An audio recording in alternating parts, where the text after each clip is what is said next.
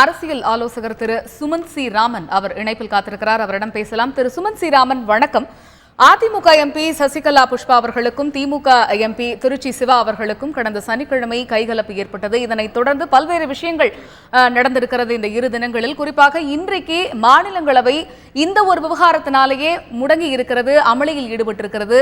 இது பற்றி உங்களுடைய பார்வை, உங்களுடைய கருத்து, இந்த விவகாரத்தில் மாநிலங்களவையுடைய இன்றைய நடவடிக்கை குறித்து உங்களுடைய பார்வை என்னவாக இருக்கிறது?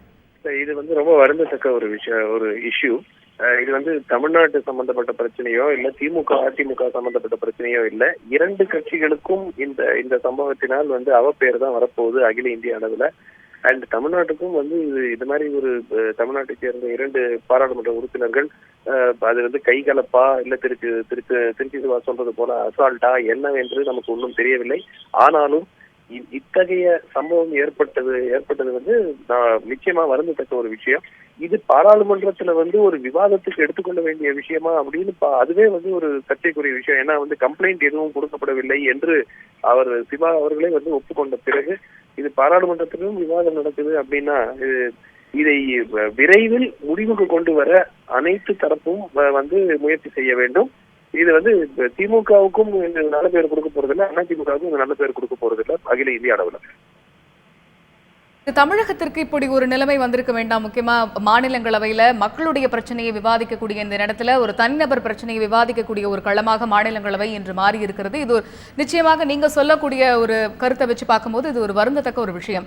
இருந்தாலுமே பாதுகாப்பு அப்படிங்கிற ஒரு விஷயத்தை முன்னெடுக்கும் பொழுது இதை சசிகலா புஷ்பாவை பேச அனுமதி அளிக்க வேண்டும் அப்படின்னு பிற கட்சி உறுப்பினர்கள் மாநிலங்களவையில அமளியில ஈடுபட்டு வராங்க.